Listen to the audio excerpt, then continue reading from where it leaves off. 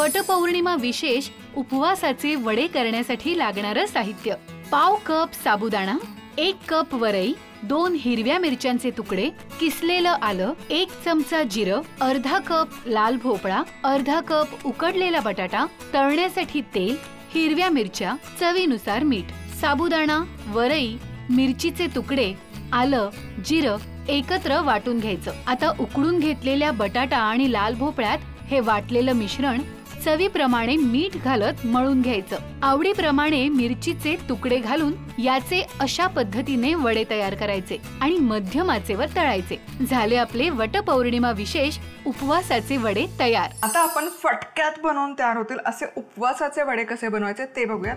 अतिशय खुसखुशीत होतात हे वडे, बराच वेळ तसेच खुसखुशीत राहतात आणि कमी तेलकट, अगदी कमी ऑइल सोक करतात.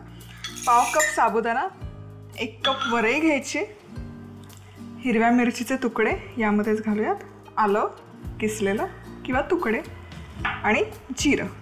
हे सगळं आता एकत्र छान दळून घ्यायचं. आता एका डिशमध्ये घ्यायचे किसलेला भोपळा अर्धा वाटी आणि अर्धा वाटी समप्रमाणामध्ये बटाटा उकडून मॅश करून घेतलेला आहे. हे छान मिक्स करूयात आणि हे जे पीठ साबुदाणा, वरई आणि मिरची घालून जे आपण दळलं आहे ते यामध्ये घालायचं.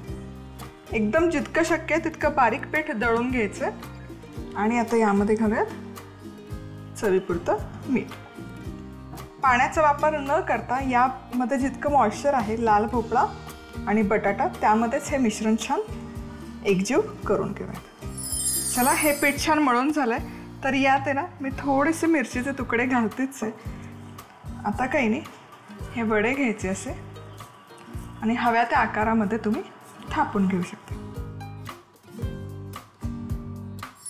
कढईत तेल गरम केलेलं आहे, यामध्ये हे वडा सोडूयात आणि मीडियम हीटवर, खूप हाय हीटवर नाही तळायचे,